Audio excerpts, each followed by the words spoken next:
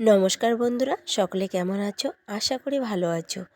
তো আমরা খুব ভালো আছি। তো আজকে একটা ব্লগ তোমাদের সামনে নিয়ে আসলাম। তো আশা করি তোমাদের ব্লগটা ভালো লাগবে। তো এখানে দেখো, এটা হচ্ছে আমাদের বাড়ির পাশে বাজারটা। তো আমরা গাড়িতে করে কোথায় যাচ্ছি অবশ্যই তোমরা বুঝতে পেরে গেছো থাম্বনেল আর টাইটেল দেখে। তো হ্যাঁ, আমরা যাচ্ছি উল্টো ঘরে।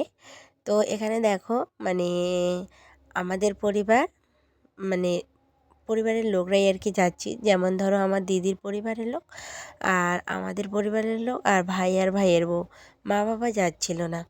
তো যাই হোক, আমরা হচ্ছে আমাদের এখানকার বাজার পেরিয়ে তারপরে হচ্ছে আমাদের এখানে একটা বড় বাজার আছে। তো ওটাকে ধূপগুড়ি বলে। সেই ধূপগুড়ি বাজার পেরিয়ে আমরা কিন্তু গয়ের কাটার রাস্তার দিকে বেরিয়ে পড়েছি। তো দেখো, অনেকটা দূর চলে এসেছি। তারপরে কিন্তু একদম চলে এসেছি পিকনিক স্পটে। তো সেখানে আমরা তোমাদের সাথে আমি আর রাস্তায় কোনো কিছু শেয়ার করতে পারিনি। আর এটা হচ্ছে উল্টো ঘর। তো কী হয়েছে বলো তো, আমরা কিন্তু এখানে পিকনিক খাবো ঠিকই, কিন্তু আমরা এখানে রান্না করব না, সব রান্না করে নিয়ে এসেছি।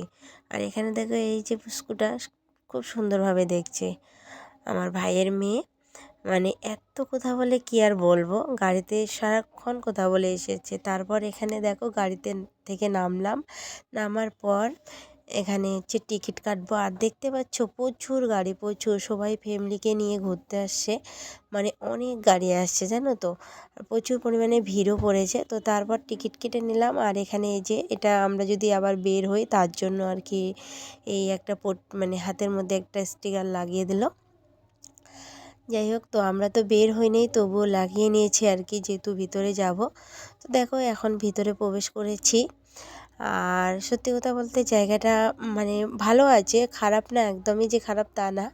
মানে কেবল নতুন তো তো দু 2-3 বছর হলো, এখনও ঠিকঠাকভাবে কিন্তু কমপ্লিট হয়নি। তো আমাকে সানগ্লাসটা পরে কেমন লাগছে অবশ্যই কমেন্ট করে জানাবে। তো তারপর চলে আসলাম এই যে তাজমহল উল্টো দিকে। তো সবার কাছে শুনতেছি আগে নাকি এই তাজমহলটা ছিল না, নতুন হয়েছে। তো দেখো, সম্পূর্ণটা তোমাদের সাথে শেয়ার করলাম। কত সুন্দর লাগছে তাই না? তো ভীষণ ভালো লাগছে। এখানকার আকর্ষণ হলো এই তাজমহল উল্টো দিকে, আর একটা হচ্ছে ঘর উল্টো দিকে। তো দেখো, তাজমহলের ছবি টবি তুললাম, তুলে এখন চলে যাচ্ছে ওই যে প্লেনটা দেখতে পাচ্ছ ওখানে। হয়তো এটা নতুন হচ্ছে, পরে হয়তো টিকিট নিয়ে এটাতে ঢোকানো হবে। কিন্তু কি বলো তো, তবুও না আমরা ভাবছিলাম যে যেহেতু কমপ্লিট হয়নি, মানে সবাই উঠছিল বলে আমরা কিন্তু উঠে পড়লাম। তো এই যে দেখো, প্লেনে তো জানি না জীবনে কখনো উঠতে পারবো কি না, তো প্লেনে ওঠার শখটা এখানেই মেটালাম। তো দেখতে পাচ্ছ এখনও পর্যন্ত প্লেনটা কমপ্লিট হয়নি। ভিতরে চেয়ার বসাবে, চেয়ারের জায়গা করেছে ওই যে দেখতে পাচ্ছ, সাইডে চেয়ার মানে লোহার চেয়ারের মতো বানিয়ে রেখেছে, হয়তো এগুলা দিয়েই বানাবে। তো তারপর এই যে আবারও যাচ্ছি অন্যদিকে। এখনও পর্যন্ত যেই জিনিসটার জন্য এসেছি সেখানে কিন্তু যাওয়াই হয়নি। আর এই যে একটা পিরামিড দেখতে পাচ্ছ, এটাও কিন্তু একদম নতুন, মানে এখনও কাজ শেষ হয়নি এই পিরামিডের। তো এখানে দেখো, আমি ছবিটা দিয়ে দিলাম ভালো করে, যেহেতু ছবি তুলতে পারিনি। তো এটা হচ্ছে উল্টো বাড়ি।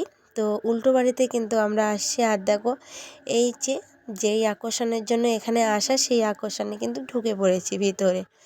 আর ভিতরে যা কিছু জিনিস আছে সব কিন্তু উল্টো দিকে। আর কি বলতো, এখানে আসতে গেলে কিন্তু বাইরে জুতো রেখে তারপরে ভিতরে আসতে হয়। আর যেটা হচ্ছে যে প্রথমে নাকি 50 টাকার টিকিট ছিল, এখন কিন্তু 70 টাকা করে নিচ্ছে। তোমরা যারা আসতে চাও অবশ্যই এই জিনিসটা মাথায় রাখবে, স্পটে ঢুকতে গেলে কিন্তু মানে 70 টাকার টিকিট। আর এই যে দেখো, উল্টো গাড়ি, উল্টো বেডরুম, আমার মেয়ে এখানে ছবি তুলছিল, অনেকেই ছবি তুলছে। মানে খুব সুন্দর একটা আর কি। মেয়ে বলছে, মা ওটা কি আমি থাও পাবো, মানে লাগাল পাবো?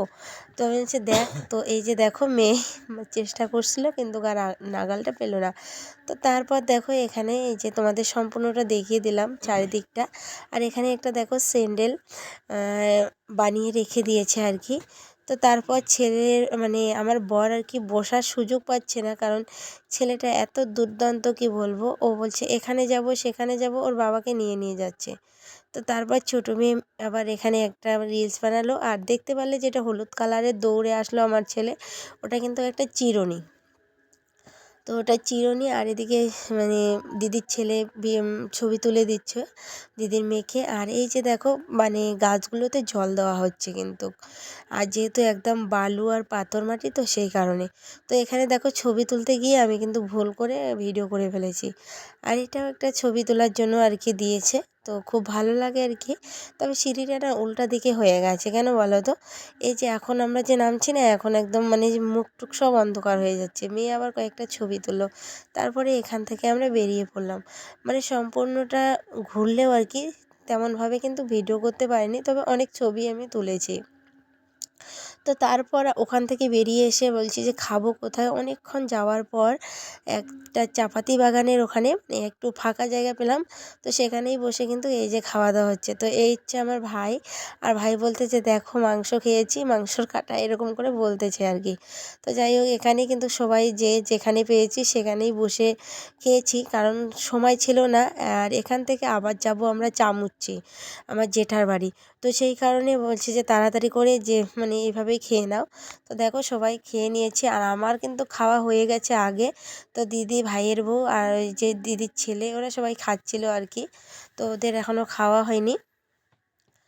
তো তারপর আমি কয়েকটা ভাবলাম যে কয়েকটা ছবি তুলে নেই। ছবি টবি তুলে এখান থেকে আবারও রওনা দিয়ে পড়লাম চামুচ্চিতে।